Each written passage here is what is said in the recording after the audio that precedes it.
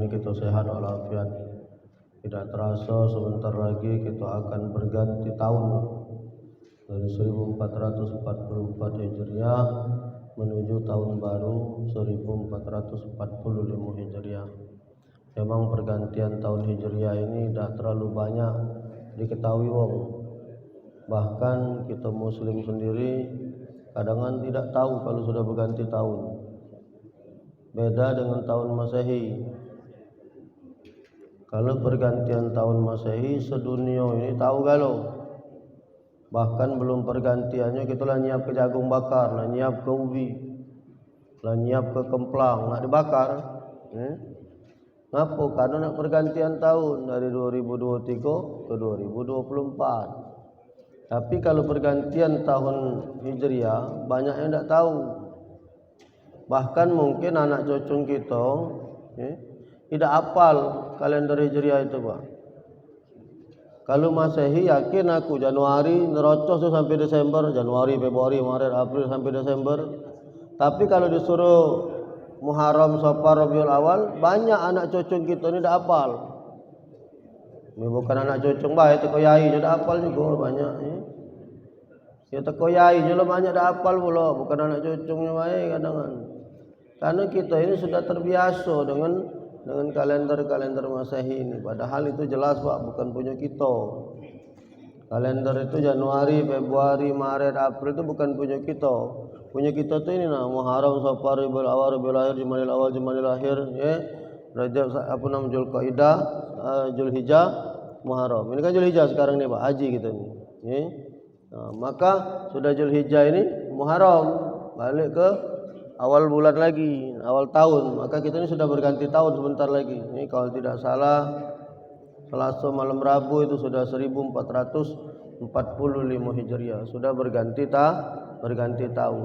Hati-hati Bapak Ibu yang dimuliakan oleh Allah, tutup tahun dengan amaliah yang baik, banyak-banyak beramal soleh, banyak-banyak istighfar, minta ampun dengan Allah. Apalagi kita hidup di tengah-tengah situasi dan keadaan yang luar biasa Pak, di tengah-tengah fitnah yang subhanallah sulit sudah untuk kita bendung.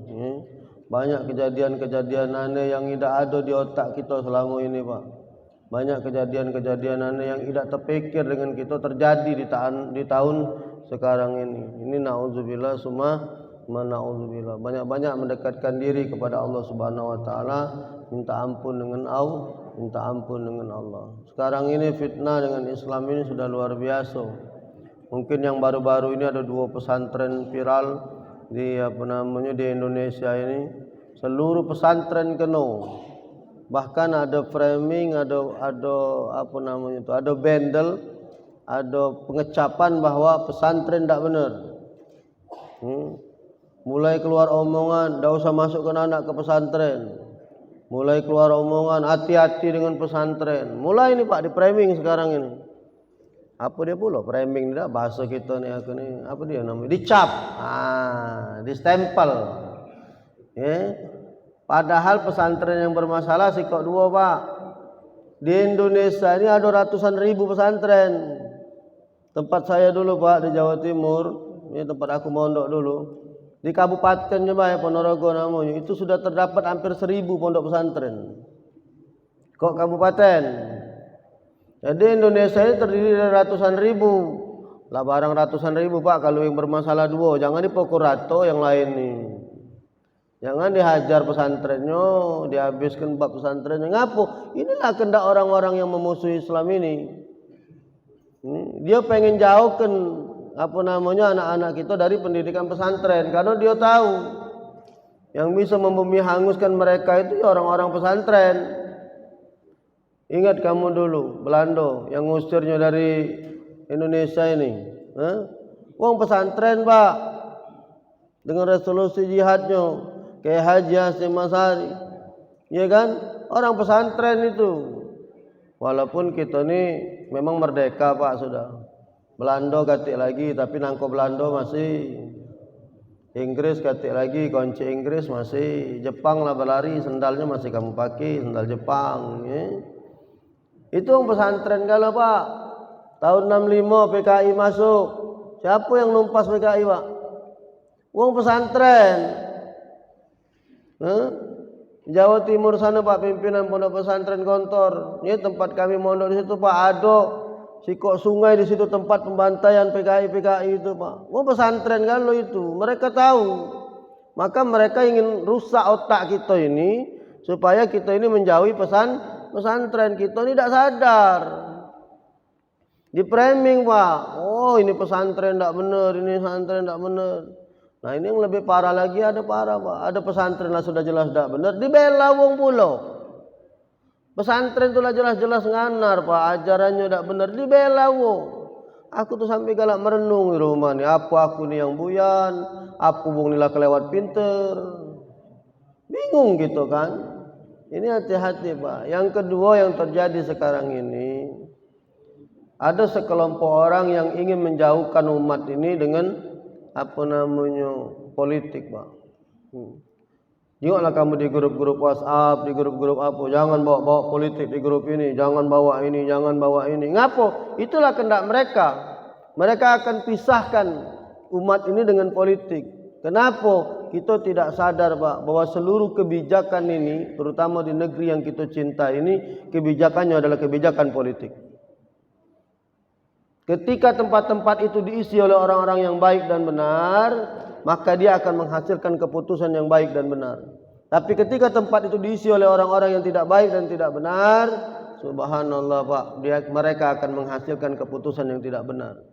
Maka umat dijauhkan Pak dari hal-hal ini. Padahal berpolitik itu diajarkan oleh Allah dan Rasulnya. Bahkan di dalam kitab fikih ada satu fikih membahas soal politik Pak, namanya fikih siasat.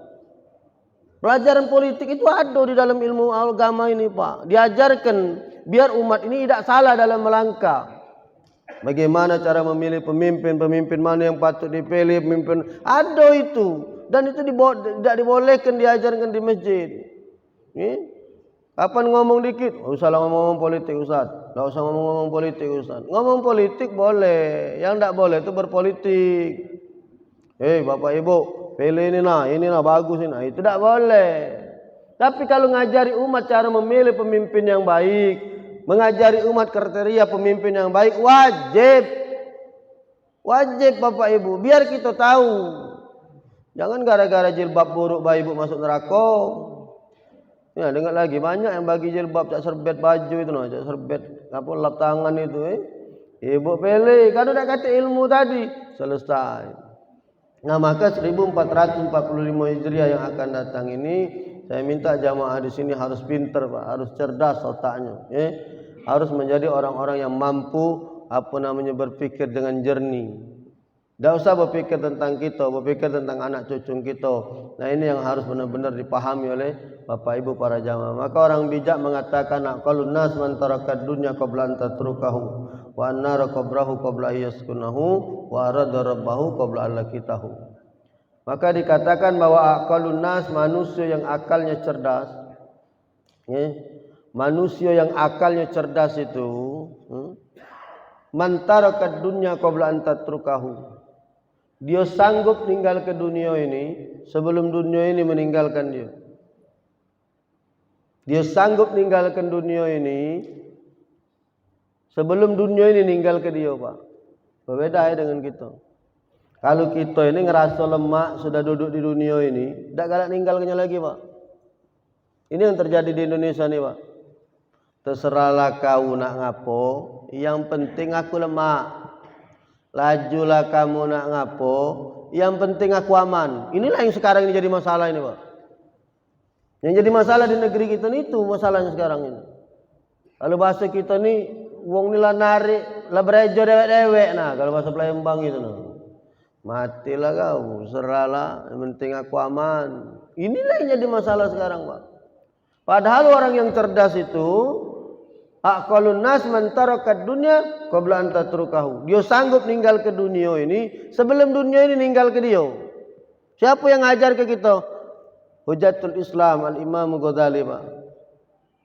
Imam Al-Ghazali itu dalam kedudukan posisi yang sangat baik dan sangat bagus Pak. Kalau sekarang istilah kita Imam Ghazali itu penasehat rajo. Orang yang sudah dilengkapi dengan seluruh fasilitas dunia Pak. Apa yang sudah disiapkan oleh kerajaan, karena dia penasehat raja, Pak. Subhanallah. Di tengah-tengah fasilitas yang disiapkan oleh kerajaan untuk beliau, justru di saat itu beliau merasa hidup beliau ini sudah salah. Dia tinggalkan segala fasilitas tersebut, dia pergi dari kerajaan, dia merantau ke suatu tempat terpencil yang tidak diketahui oleh seorang pun siapa sendirinya diri beliau ini. Itu wong mampu ninggal ke dunia, Pak, sebelum dunia ninggal ke dia. Kalau kita juga tadi sudah duduk lemak, sudah duduk nyaman, ngongkang-ngongkang kaki, nyantai, berejola, terserahlah, ini bahaya nian, Pak. Bahaya nian, Pak. Bahaya punya sifatnya itu, Pak. Saya pernah cerita, Pak, dapat cerita tentang 3 ekor kambing hutan dengan singa, Pak. Satu hari di tengah hutan ada 3 ekor kambing hutan, Pak, besar tinggi, gagah kambing ini, Pak, 3 ekor. Ada seekor singa yang kelaparan. Berputar-putar singa ini nak makan kambing ini, Pak. Tak baca. Karena singa sudah memperhitung ke, kalau kulanjak ke kambing ini, mati aku. 3 ekor kambing ni ada. Ada kambing hitam, ada kambing coklat, ada kambing putih. Kalau ku makan salah sikok ini, mati aku dikeroyok wong 3 ini, selesai, badan sama besar uji singa ini. Pinter, Pak, singa ini, Pak. Mak manalah cara ngakalinya ni uji singa ini. Mak manalah cara nak makan 3 ekor kambing. Kambing 3 ekor ini berjalan terus, berkawan dia bertiga. Dah acak. Akhirnya apa yang dilakukan singa? Dia dekati kambing coklat dengan kambing putih. Karena sasaran dia pertama kali kambing hitam ini. Karena kambing hitam ini paling besar, paling melawan lah, paling gagah. Dia dekati kambing coklat dengan kambing putih. Bing, sini Bing. Kambing maksudnya tu. Bing, sini Bing. Apa? Jadi kambing putih dan kambing coklat. Aku nak makan kambing hitam. Kau diam-diam misalnya melo-melo. Pokoknya kau aman. Kau makanlah rumput, kau lajulah. Kau tidak aku ganggu. Aku cuma nak makan yang kambing hitam baik. Uji kambing putih dengan kambing coklat ini, aman ini. Yang penting aku berejo lah kawan, nak mati ya dah. Yang penting aku aman. Ya sudah, uji kambing, lajulah. Tapi kambing jangan diganggu. Yo, aku tidak ganggu kau. Uji singa ini tadi. Apa yang kemudian terjadi, Pak? Di depan 2 ekor kawannya ini, kambing hutan yang hitam ini tadi dimakan oleh singa ini. Dijingok oleh kawannya, tapi dia cak idak baik. Dia makan rumput. Apa dalam hati wong 2 ni? Aman. Yang penting aku makan lancar. Berejolah kau nak makan uji kambing 2 ini. Sudah selesai singa memangsa kambing hitam ini, Pak. Apa yang kemudian terjadi? Besok singa ni lapar lagi. Uji singa manolah nak ngejo ke putih dengan coklat ini masih bersama terus. Diparahinnya kambing putih. Bing, aku nak ngelanjak ke yang coklat tu. Kau diam baik. Pokoknya kau makanlah rumput. Kau tidak aku ganggu. Pokoknya aku nak ngelanjak ke yang coklat ni. Yang putih lajulah kau. Yang penting aku makan aman. Dia tidak berpikir, Pak, bahwa nyawa dia sudah terancam sebenarnya. Apa yang kemudian dilakukan? Di depan mata dia, Pak, kambing coklat ini dimakan oleh singa ini dengan buasnya, Pak. Setelah selesai singa ini makan kambing yang coklat ini, baru kambing putih ini termenung. Nah, kau dewe anakku ni. 2 kawan aku ni sudah laju. Apa je kambing putih? Besok pecahnya aku pula kena laju ke ini. Berpikirlah kambing putih ini, Pak, bahwa sejatinya dari pertama kambing hitam ini dimakan di depan rai dia, saat itu dia sudah mati sebenarnya, Pak. Ini yang sedang kita ini, Pak. Kita ini terlena, kita ini tidak sadar, Pak. Dimainkan oleh politik, Pak. Dijauhkan kita dari umat dijauhkan dari ulama. Dipraminglah ustaz pencabulan, ustaz pemerkosaan, ustaz inilah, ustaz itulah. Dia sebenarnya sudah bukan memeci seseorangnya, yang dipeci ustadznya. Ngapa? Karena dia nak nyahatkan ustadz tadi. Kalau sudah ustadz tidak dipercaya, selesailah, Pak. Kalau sudah umat tidak percaya dengan para ulama, dengan para kiai, sudahlah ustadz, sama baik. Ustadznya itu yang jadi permasalahan itu, Pak. Aku saya galak ngomong dengan kawan-kawan, Pak, para ustadz, para kiai, Kita nak hati-hati nian, kita ni melakukan segala sesuatu bukan diri kita yang dicap wong, ustadznya itu. Sikok yang ngawe ke dak bener, segalo-galonya kena. Ini ada di Jakabaring dulu, yang kasus ustadz nyabuli santri. Budak ngalak ngaji di masjid lah, anak-anak kamu TKTPA itu nah, dicabulilah sama ustadz ini. Apa namanya itu viral Pak itu di medsos, nih. Kutanya Pak sebenarnya ini yang di pengurus masjid itu. Jadi dia tuh ngurus masjid, budak-budak ngaji diajak nonton film porno dulu, kemudian digawe kenyau, dicabulinya. Setelah aku tanya bukan ustadz rupanya, dia tuh marbot masjid itu, penjago masjid itu, cuman galak ngajar ngaji. Kalau dia galak ngajar ngaji ini dipanggil lah ustadz. Ini yang jadi masalah ini Pak. Yang diangkat nih ustadznya itu. Ustadz cabul. Diangkat terus itu. Di framing Pak ujiku tadi. Media ini kejam nian memang sekarang nih Pak. Hati-hati. Ini wong galak merekam video ini. Bagus merekam ini. Cuman galak ditetaknya Pak. Tapi masih mending letak video daripada letak anggaran. Ini banyak Pak letak anggaran ini. Ini kalau ditetak-tetak wong Pak, diambil yang bagian ini, di-share kenyo. Itulah yang banyak yang jadi masalah itu. Di framing Pak, dibuatlah ustadz macam ini. Akibatnya apa? Umat ini antipati Pak.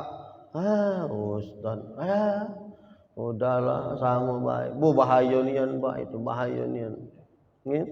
Maka menjadi orang yang cerdas itu aqalun nas man taraka dunya qabla an tatrukahu. Jangan kamu ngerasa nyaman dengan kedudukan dunia ini, tinggalkan segala kemawahannya, berlarilah menuju Allah Subhanahu wa taala.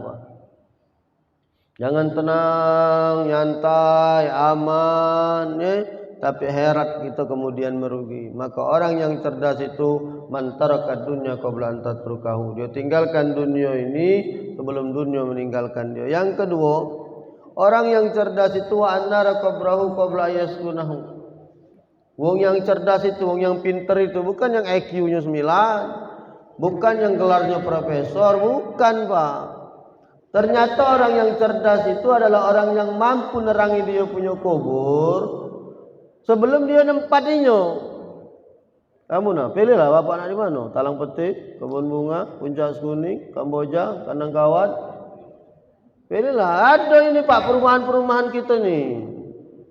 Di sini di mana perumahannya? Ya, Talang Petik paling dekat ada di sini. Di Pelaju sini, pemakaman sini, ya dah. Naga Swida. Pilihlah itu perumahan kamu pasti Pak, kamu Pak. Sebesar apapun rumah tempat kamu tinggal sekarang, pasti kamu balik ke sana, nempalah kamu di sana. Nak di mana kamu? Pilihlah banyak, jangan khawatir, tenang baik. Banyak di Palembang ini tempat pemakaman, tinggal milih. Orang yang cerdas, dia tahu dia bakal balik, dia tahu dia bakal masuk ke sana, dia siap ke dulu. Lampunya, kasurnya, beteduknya, selimutnya, bantalnya. Karena dia otaknya cerdas, dia tahu dia bakal masuk ke sini. Wa mal hayatud dunya illa la'ibun wa lahun wa darul akhirah khairul lil ladzina yattaqun. Kamu tengok status aku pagi hari ini. Saya buat status Pak pagi hari ini. Dapat dari Habib Umar bin Alwi As-Segaf.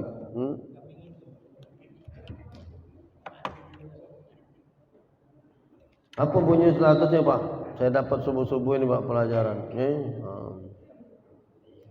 Di balik kematian ada keindahan bagi mukmin. Keindahan yang tak pernah dilihatnya, tak pernah didengarnya, bahkan tak pernah terlintas di dalam hatinya Pak. Jadi kematian itu sesuatu yang tidak kita senangi. Padahal di balik kematian itu ada sesuatu yang tidak pernah ada di dalam otak kita Pak. Ada keindahan yang tidak pernah kita lihat Pak. Ada sesuatu yang tidak pernah kita rasakan. Kapan kita bisa ngerasakannya? Ketika kematian itu datang Pak. Ketika Allah menciptakan kematian itu, allazi khalaqal mauta wal hayata liyabluwakum ayyukum ahsanu amala. Maka orang yang cerdas itu dia berpikir untuk selalu Mak mana caranya kuburan aku ni terang, mak mana caranya kuburan aku ni lemah, mak mana caranya aku nyaman di jero kubur. Karena dia tahu Pak, amal hayat dunia ila laibun walahun. Sesungguhnya kehidupan dunia ini cuma tempat bermain dan bersenda gurau.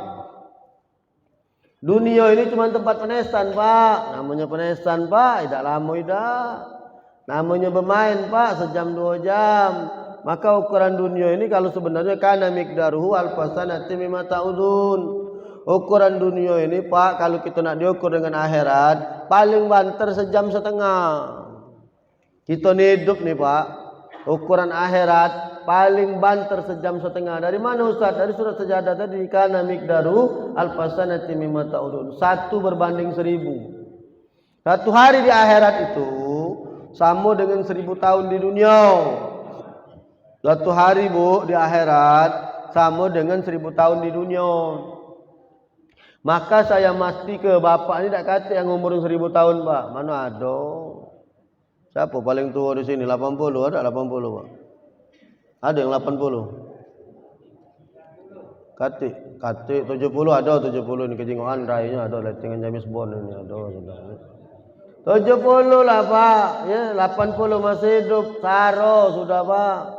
Saro, berjalanlah saro, makanlah saro, segala saro, ya.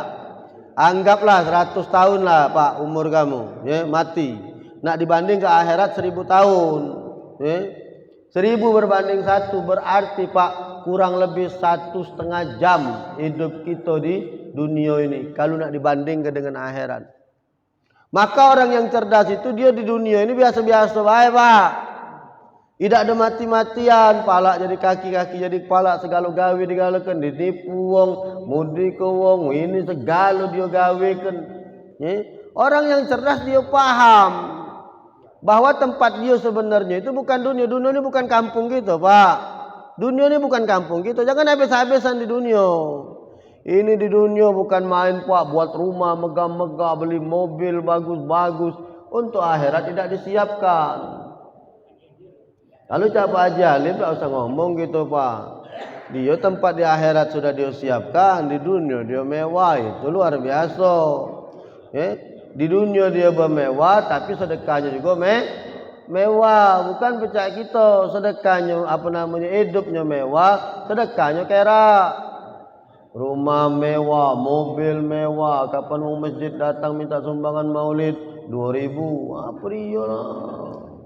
Mobil bagus, bukan kita nak ngaguk wong tidak Pak, tapi orang yang cerdas itu dia tahu di mana tempat dia bakal balik, di mana tempat dia yang sesungguhnya, dia paham dan dia ngerti.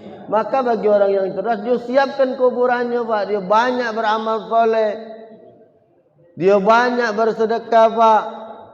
Ngapa? Karena dia tahu Pak, harta yang sesungguhnya itu bukan harta yang ada di dunia ini, tapi harta yang kita titipkan di jalan Allah. Ini nah, kamu yang tadi, kata Pak Abdul Ghani tadi, ada makanan di samping. Itu yang nyiapkan makanan Pak, bahagianya bukan main. Bapak, makanan dan minuman ini beda Pak, senang dan bahagianya makanan dan minuman dimakan oleh orang-orang alim Pak. Dimakan oleh orang-orang berilmu, dimakan oleh para penuntut ilmu ini Pak. Ini penuntut ilmu Pak. Antara dua kamu nih. Kalau tidak muta'aliman, mustami'an. Ini ada 4 kedudukan. Kun aliman, au muta'aliman, au mustami'an, au muhibban. Nah, bapak-bapak ini caknya sama ibu-ibu ini masuk kategori yang ketiga, mustami'an. Kelompok yang pertama itu aliman, orang alim, wong pinter, ngajar Pak kalau baca. Kalau tidak bisa kata Rasul, laukun muta'aliman, jadilah orang yang belajar. Ngajar tidak baca, belajar baik. Macam mana belajar itu? Duduk, diam, dengar, nyatet. Nah, bapak-bapak ini kucing udah kata yang nyatet. Ini berarti belum termasuk muta'aliman. Bapak masuk kategori yang ketiga, ibu masuk kategori yang ketiga. Apa? Mustami'an. Apa mustami'an itu? Pendengar yang baik. Apa pendengar yang baik itu? Duduk, diam, dengar. Itu pendengar yang baik. Dan nambahlah sikok nyender. Duduk, diam, dengar, nyender. Berarti pendengar yang baik. Nak dengar ke yang baik pun tak pacak. Ambil yang keempat pak, aukun muhibban. Jadilah orang yang mencintai para penuntut ilmu. Jadi orang yang mencintai para ulama, cinta para kiai, cinta para santri. Kenapa? Almar'u ma'aman ahab. Kata Rasul, orang itu nanti akan bersama orang yang dia cintai. Jadi kalau kamu cintanya dengan para ulama, cintanya dengan para kiai, cintanya dengan para habaib, maka kalian akan bersama mereka. Cinta dengan artis berarti sama dia. Tinggal melok ibadah di mana artis itu. Kalau artis itu masuk surga, berarti kamu di surga sama dia. Kalau artis itu duduk di neraka, berarti kamu duduk sama dia di neraka. Jelas hadis itu pak. Almar'u ma'aman ahab. Seorang itu akan bersama dengan orang yang dia cintai. Kalau kita cinta sama Rasulullah, maka kita akan bersama Rasulullah sallallahu alaihi wasallam. Maka orang yang cerdas itu dia siapkan kuburnya pak. Mana caranya? Dia banyak beramal soleh, dia banyak bersedekah, dia banyak melakukan perbuatan baik. Ngapa ini bekal? Pak, bini aku nak berangkat keluar kota pak. 4 hari. Wow, persiapannya luar biasa pak. Ini dibawa baju ini. Pokoknya baju bes tas koper pak. Belum yang tentengannya, belum yang ini. Udah kita yang alang kebanyak baju nih. Apa-apa digawa igalo. Oh be, nak jalan ini be. Baju ini hari pertama, baju ini hari kedua, baju ini hari ketiga. Takut kita kalau kehabisan bekal bu. Takut ke hari keempat baju dah kacik lagi dah acak update status, ya nak. Bayangkan kamu pak bu, nak pergi baik kita keluar kota cuma 4 hari, 5 hari atau seminggu. Persiapan kita sudah luar biasa. Ini kita bakal berangkat ke akhirat. Fiha khalidun. Kekal kita ni kaget di dalam ini pak. Tapi kita tidak mempersiapkan bekal pak. Tidak kita siapkan apa dia ini yang nak kita bawa ini pak, bakal mati ni. Masih sibuk ngurusi dunia ini pak. Kemarin saya ngasih pelatihan pak, ceramah. Jadi ada acara pelatihan bagi purna bakti pak, orang-orang pensiunan. Dikumpulkan, diunjuk pelatihan supaya bisa berkarya. Ngamuk aku pak. Marah saya ngomong aku maaf pak, tidak setuju aku acara ini pak. Aku wong sudah pensiun, sudah jelas, berarti urusan dunia disuruh berhenti. Wong pensiun disuruh ngurusi agama, ngapa selama begawi? Sudah banyak lah pak kita ngurusi dunia ini. Mungkin sholat kita keleceran, mungkin nak beramal tidak baca.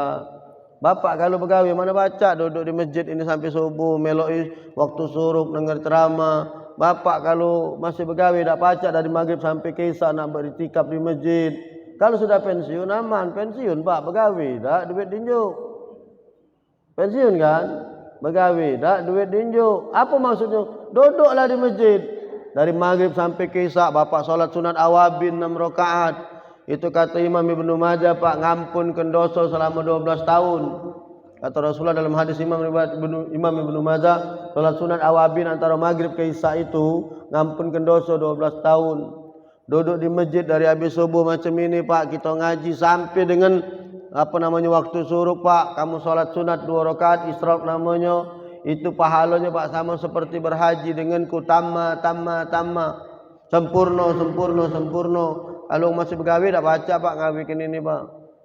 Siapa baca ngawikannya? Pensiun itulah pak. Duduk di masjid. Kan isi masjid ini kan 2 pak. Budak muda banyak masalah, wong tua sudah pensiun. Inilah isi masjid ini.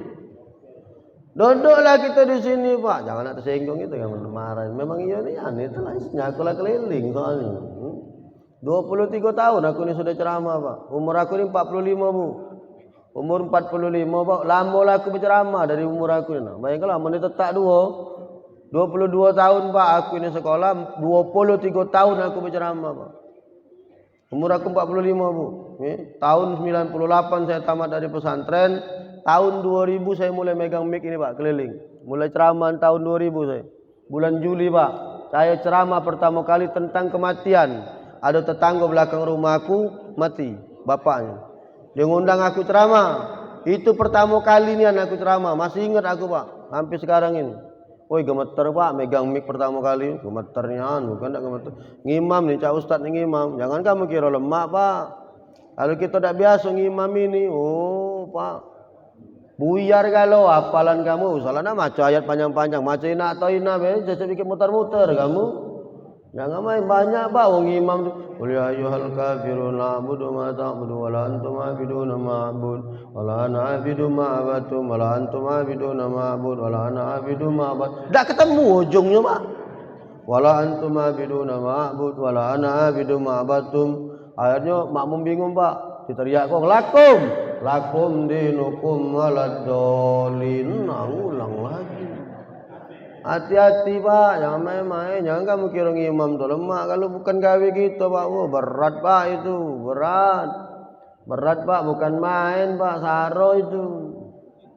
Maka orang-orang yang cerdas, orang-orang yang pintar, dia siapkan kuburannya pak. Kita bakal masuk ke dalam itu pak, banyak-banyak beramal soleh pak. Kita sudah pensiun, berhenti ngurusi dunia pak, urusilah akhirat. Mantaplah di masjid sini, berzikir, berwirid, minta ampun. Jadi apa namanya, marbot masjid, solatlah berjamaah. Ngapo? Itu tidak bisa kita lakukan ketika kita masih aktif begawe pak. Maka kalau bapak pensiun badan masih sehat, alhamdulillah pak. Berarti diunjuk kesempatan oleh Allah tobat dan memperbaiki diri. Jangan ngurusi dunia lagi. Ay, mumpung sudah pensiun, aku nak usaha baru Ustaz. Aku nak berkebun, aku nak ini. Aduh pak, jadilah dulu kalau pak. Ada harta, kita lah tua lah pensiun ni. Sedekah-sedekah kalau anak lah besar kalau, budak lah kahwin kalau. Tak? Sudah berajalah dia untuk hidup dia dewe. Harta yang ada untuk hidup kita pula pak. Bangun masjid, bangun musola, bangun madrasah, bangun pesantren, bangun jalan. Itu yang nak kita lakukan. Harusnya kita paham. Jangan kita masih nak ngejari dunia. Habis pak, ujung-ujungnya mati ditimpa dunia ini gitu. Ya, maka orang yang cerdas yang kedua itu, man taraka dunya qabla an tatrukahu wa annaru qabrahu qabla yaskunahu. Siapa orang cerdas yang ketiga? Wa arada rabbahu qabla an lakitahu. Orang cerdas yang ketiga ini adalah orang yang ridho terhadap Tuhannya, terhadap Rabbnya sebelum dia berjumpa dengan Allah Subhanahu wa taala. Maka apapun yang terjadi dalam hidup ini pak, ridho itu jalan sikok-sikoknya pak. Terima. Kenapa wong itu merasa tersiksa? Karena tidak ridho ibu. Orang tidak bisa ridho itu, ya, dengan ketetapan yang ditetapkan oleh Allah, maka dia akan tersiksa hidupnya. Ini nah, tempat aku pak, bebala adik-beradik. Ngapo? Gara-gara ngawak wong tuanya berobat ke Bandung. Sopir mobil ini tadi ngawak mobil dewek pak, bu, ke Bandung. Pas perjalanan balik, ya, wong tuanya tinggal di Bandung berobat harus kan. Dia baliklah adik-beradik tadi, ya. Dia adiknya, apa namanya, ponakannya, dia di tengah perjalanan di tol Lampung. Kakaknya ini ngantuk, iparnya ini ngantuk. Kata bininya, sudahlah kak, kalau kau ngantuk, gantian be, biar aku yang bawa mobil. Kata bininya, lakinya sebelah sopir, bininya yang bawa mobil, ada iparnya dengan ponakannya ada di belakang. Di KM 219 atau 217, nih. Karena yang nyopirnya betina pak, dengan kecepatan tinggi, masuk lubang. Mobil ini masuk lubang. Begitu masuk ke dalam lubang bannya tadi pak, karena betina tadi mudah terkejut kan. Tapi jak gas malah, bukan mijak rem. Jadi mobil itu berputar 360 derajat pak di jalan tol itu. Berputar bannya di dalam lubang tapi digas, jadi berputar macam itu pak. Walhasil adiknya yang di belakang ini tadi, nih, sama ponakan-ponakannya terputar pak di dalam mobil itu. Nah adiknya ini tadi terbentur kepalanya mungkin di mobil biru kalau pak. Dia tidak apa-apa, cuma lecet tangan baik.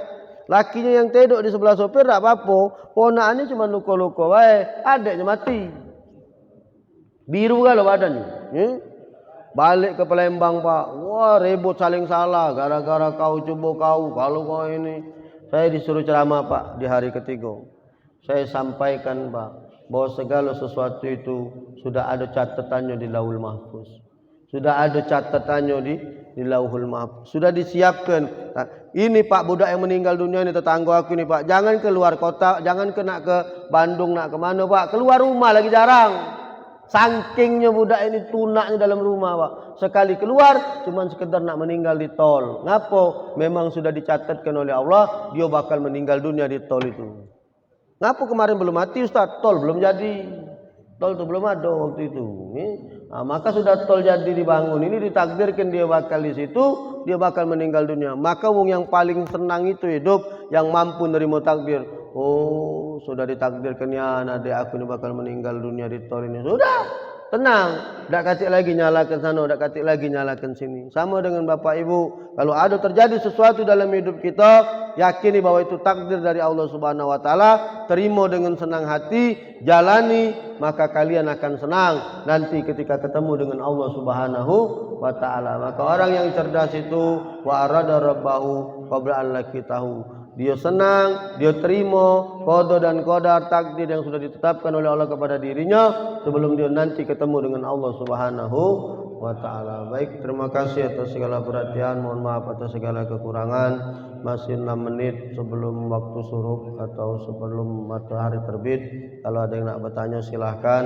Kalau tidak ada yang bertanya, kita akan menuju prasmanan di mana kue tadi sudah disiapkan untuk harapan pagi bersama ya. Tapi kamu bes harapan saya izin jam 6:30 sudah harus ada di ballroom Raja Wali. Saya khutbah nikah hari ini, Pak. Ada orang nikahan, saya diminta khutbah nikah pagi hari ini ya. Silahkan kalau ada yang nak bertanya, Pak, Bu, sampai waktu suruk masih ada 6 menit lagi. Kalau tidak ada kita akan tutup. Silahkan. Assalamualaikum warahmatullahi wabarakatuh. Yang pertama pertanyaan saya, apa artinya Muharram? Yang kedua, mengapa Muharram termasuk salah satu dari 4 bulan suci? Yang ketiga, apa saja yang harus kita amalkan di bulan Muharram? Itu aja Ustaz. Terima kasih. Assalamualaikum warahmatullahi wabarakatuh. Nah, pertanyaan Bapak ini mewakili kamu kalau ada nanya lagi habis ini sampai jam 6 ini. Jadi bulan-bulan di dalam Islam dan juga bulan-bulan di dalam masa itu sebenarnya punya arti, Pak. Cuman bedanya kalau bulan-bulan Masehi, Januari, Februari, Maret itu adalah nama Kaisar Romawi, Pak. Nama Kaisar Romawi. Ya. Di situ Bapak Ibu para jamaah yang dimuliakan oleh Allah, diberilah nama-nama kaisar itu dijadikan nama bulan. Kita tidak sadar itu. Anak-anak kita kadang-kadang ninjuk nama dengan nama-nama bulan Masehi ini tadi. Lahir bulan Januari, ninjuk nama Januar. Lahir bulan Februari, ninjuk nama Febri. Cobalah kamu tanya lah orang, siapa nama Febri? Pasti bulan Februari, Pak, lahirnya. Siapa nama kau Marpu'a? Bulan Maret itu pasti. Apa nama? Mei. Bulan Mei ini. Saya punya kawan, Pak, namanya Melano. Kutanya bulan Mei kau lahir? Ya Ustaz, tahu dari mana? Itu nama kau, Melano. Berarti bulan Mei. Sama dengan bulan Hijriah sebenarnya. Setiap bulan di dalam kalender Hijriah itu punya arti dan punya makna, Pak. Muharram, Safar, Rabiul Awal, Rabiul Akhir, Jumadil Awal, Jumadil Akhir, Rajab, Sa'ban, Ramadan, Rajab, Sa'ban, Ramadan, Syawal, Zulqa'dah, Zulhijjah. Ya.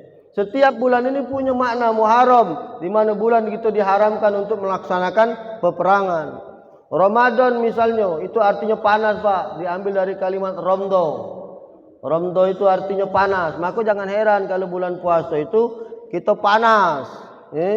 Apa namanya tuh? Pecah. Memang di Arab pada saat bulan Ramadan itu memang kondisinya memang sudah panas yang luar biasa, Pak. Lalu bulan Syawal artinya peningkatan. Jadi setiap bulan di dalam bulan-bulan Hijriah itu punya makna dia, punya arti. Maka bagus kalau bulan-bulan ini kamu jadikan nama anak kamu. Misalnya ibu nih, bapak istrinya ada yang hamil. Maka ngelahirkan anak bulan Muharram ini. Bagus itu unjuk nama anak Ahmad Muharram. Ya kan? Lahir bulan Rajab, Ahmad Rajab. Lahir bulan Syawal, Syawaluddin. Lahir bulan Safar, Safaruddin. Bagus kan? Artinya bagus, manggilnya bagus, maknanya bagus. Maka bulan-bulan Hijriah ini dia punya makna dan arti bagus kalau kemudian Bapak Ibu menjadikannya nama anak. Jangan bulan-bulan Masehi Pak, Januari Februari kamu jadikan nama anak kamu. Ya. Jadi setiap bulan-bulan di dalam Muharram itu ada artinya. Tapi kalau Hijriah itu diambil dari hijrahnya Rasulullah dari kota Mekah menuju Madinah Pak. Jadi pada saat itu bingung nak nanggalkan kalender Hijriah ini dari mana mulainya. Akhirnya seluruh ini ngusulkan ini. Akhirnya keluarlah usulan kalau tidak salah dari Sayyidina Ali bin Abi Thalib mengusulkan bagaimana kalau diambil dari hijrahnya Rasulullah dari Mekah menuju Madinah. Sahabat setuju. Oke, itulah kita ambil. Berarti penanggalan Hijriah ini dimulai dari hijrahnya Rasulullah dari Mekah menuju Madinah. Kedua tadi apa pertanyaannya? Apa yang kedua tadi? Yang kedua tadi apa Pak?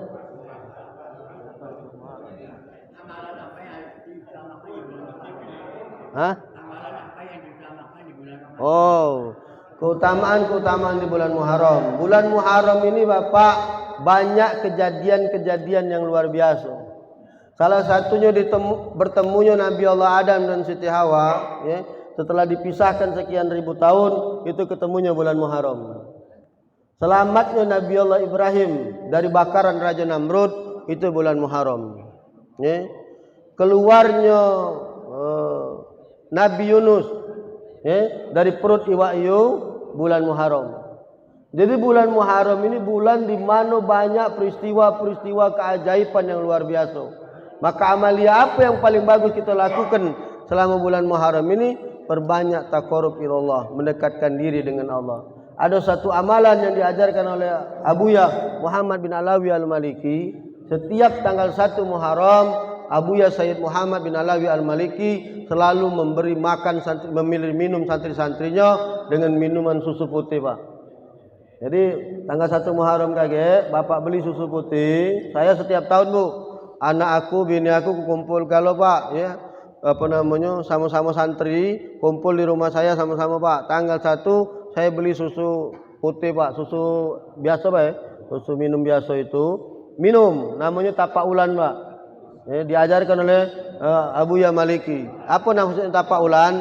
Dengan minum air putih ini, susu putih ini tadi, kita berdoa minta dengan Allah, minta tahun ini dijadikan tahun putih. Apa maksudnya tahun putih? Tahun yang baik untuk kita. Nah, itu amalan yang diberikan oleh Abuya Sayyid Muhammad bin Alawi Al-Maliki. Namanya tapak ulan. Minum dengan niat tapak ulan di tanggal 1 bulan Muharram Pak. Minum susu itu bagus kumpulkan kalau kita anak-anak ada, kumpulkan anak-anak cucung kita, bini kita, unjuk minum sama-sama. Kalau kamu punya santri, punya murid-murid, kumpulkan santri murid-murid kita, ajak minum susu itu sama-sama, ya. Atau kamu semasjid ini kumpullah tanggal 1 Muharram sini, minum susu sama-sama, ya. Silakan. Namanya tapak ulan, berdoa minta supaya tahun ini menjadi tahun yang lebih baik buat kita. 1445 Hijriah lebih baik daripada tahun 1444 yang sebentar lagi akan kita tinggalkan.